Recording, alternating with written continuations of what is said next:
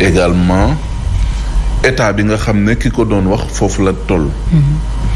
peut-être boo xoolee Macky Sall muy wax da nga naan pratiquement c'est la mort dans l'âme la waxee yenn yi parce que da ngay gis ne xaw na am tuuti amertume bu nekk ci moom genre naqar boo xamante ne nii mi ngi koy wannaasu waaye par moment aussi da koy échappé naqar bi lan la c'est le fait que non peut-être il va se dire mérité wu ma tey li may dund ak sénégalais yi oui peut-être dina jàpp ne comme il l'a dit il faut en un moment donné peut-être aussi ci analyse bi da ngay dissocier l'humain ak celui qui incarne une institution parce que la présidence de la République aussi am na lu muy laaj ak li mu xam te ne nii ay exigence la par rapport ak ki koy incarner parce que bu fekkee ne président de la République dafa wër di dëkk ne damaa juum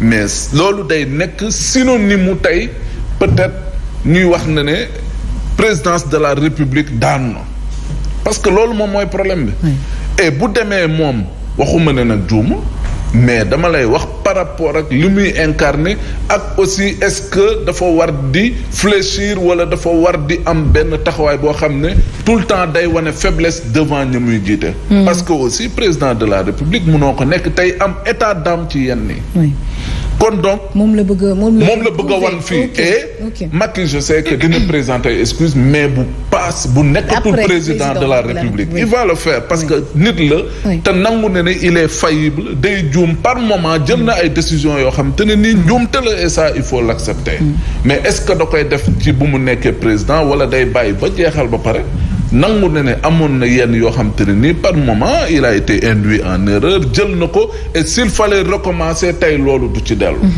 alors wax na awma benn faute ak excuse bu may présenter parce que lépp ci yoon laa ko teg ba génne on va dire son livre de chevet muy la constitution mu exhibé ko pour wane ne voilà pour wane ne tout le temps moo ko permettre très bien mi ngi lu muy def lépp mi ngi koy tënk ci constitution mais je dois dire au président de la République que constitution au Sénégal aussi mais dafa jur polémique bu bëri parce que même les sachants je dis bien au-delà les praticiens du droit ñoom ils s'accordent pas sur ce que dit la constitution wala les lois et règlements tout le temps am nañ ci appréciation boo xam ne kii da lay ñëw wax lii kii ñëw wax la et donc loolu day am problème ci yow ni nga ko jàppee ak par rapport ak keneen nu mu ko mën a interpréter mais l'un dans l'autre li gën a am solo xam nga moom mooy lan ñun ñëpp xam nañ ne président Macky Sall en définitive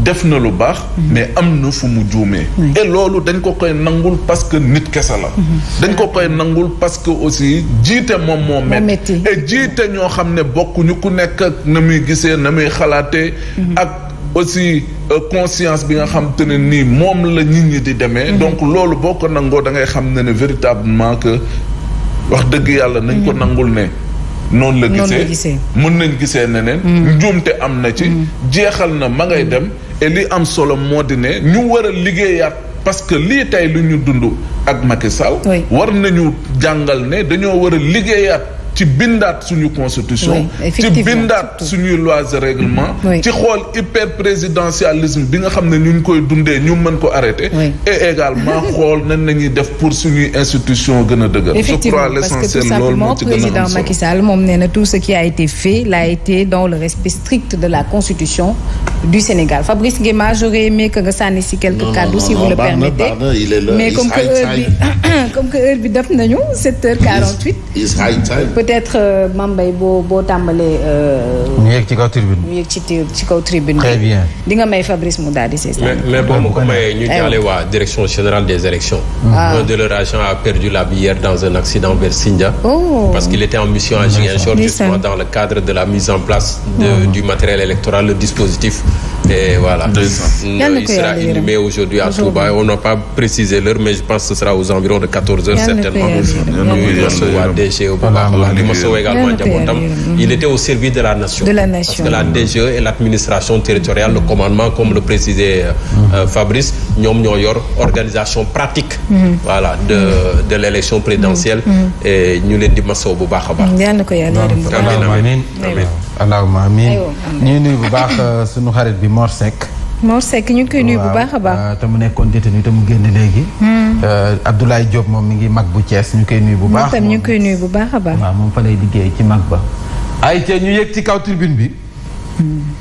Fabrice Nguema président Macky Sall wax na de. nee na leen le 2 day dem. mais man en fait xam nga lan mooy sama problème. ba le 2 daal. lan mooy sama problème. mooy lan. tey. man président waxu fi dara. ndax lan. non c'est que on sait un peu comment on organise une interview avec le président de la République. Oui. Il y a un protocole de questions. Des gens viennent discuter avec lui. Parfois même c'est le service comme du président qui vous remet un certain nombre de questions. Questionnaire, oui. Donc ce message qu'il a délivré, je n'ai pas d'excuses à présenter puisque je n'ai commis aucune faute. En fait, ça ne lui revient pas à lui. C'est-à-dire, il était président, c'est-à-dire, on lui a accordé une confiance. Maintenant, ceux qui lui ont accordé une confiance, c'est à eux de savoir s'il n'a pas d'excuses ou il ne devrait pas avoir d'excuses. En tout cas, le débat a été mal posé. Bon, c'est son avis. C'est son avis. Mais il ne l'a pas posé pour, je ne sais pas, pour des martiens. C'est pour des humains. Nous, notamment les Sénégalais. Donc, c'est à ces gens-là d'avoir une position. Très bien. De toutes les façons, il a fait ce qu'il devait faire. On lui a accordé un mandat. Oui. Maintenant, le bilan de ce mandat, je ne sais pas si c'est ce qu'il veut dire, parce qu'il y a le bilan matériel et immatériel. Oui. Matériel, bon, certains vous diront que machallah. Mais le mérite aussi revient au contribuable. Oui. Parce que si le contribuable n'était pas aussi actif que ça, il n'aurait pas eu assez de ressources pour pouvoir réaliser ça. Parfait. Voilà, donc ça aussi, il faut vraiment qu'on reprécise et qu'on place ces choses dans leur contexte. Tout compte fait. Bon, il dit qu'il n'a pas d'excuses à présenter. En tant qu'institution, il ne doit pas fléchir. Voilà. Mais certainement, dans l'avenir, il va... Voilà. Je ne trouve pas... En tout cas, je ne trouve pas l'intérêt justement de ça. Mais beaucoup de ses proches disent que beaucoup de ses proches. Mais quand tu incarnes certaines institutions, moi, sans état d'âme, effectivement. Effectivement, comme directeur. Non, mais des gens qui ont xolu demandé, mais un être humain a un xolu demandé. Mais ouais, nit donc là. Ce n'est pas un extraterrestre ou bien c'est pas le fils de Dieu. Très bien. Je dis que bon ben. Alors nee je n'ai pas d'excuse man awma dara ku may jéggal ndax def ma benn faute président Macky Sall mooy ni xam ne li ci kanam ndax la dëree dem noonu. fa ñu jëm qu'il en soit.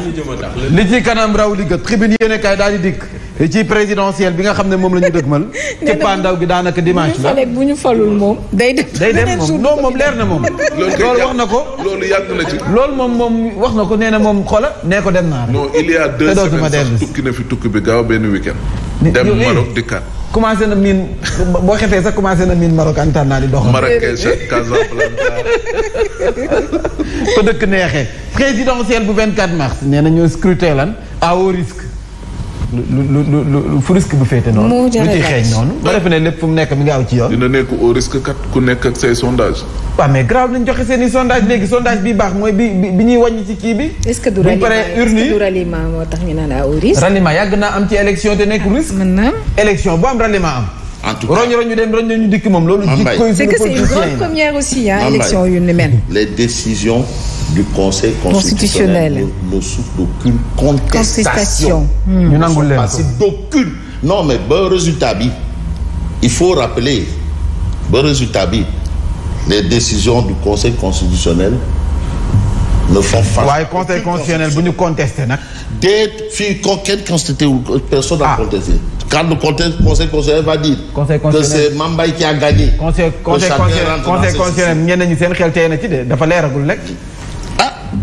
dafa leeragul rek nee nañu nag soo moytuwul fa ñu jëm nii daal neexul de risque nga ca de Aly Ngouille Ndiaye moom la mu woote moo di rigueur ak conviction ngir mën a jubbanti réewum Sénégal lii la laaj rigueur ak conviction jamono joojee nag ndaamal Kajoor doomu Thiès Idi mbokkum Simon Pierre Faye nee na nañu moytu yenn sujets yi nga xam ne daanaka mën naa taalum réew. sujets yi laal wàllum waaso. nit ak moroomam. ngëm-ngëmu nit dafa foor. buñ dugg ci détail yooyu.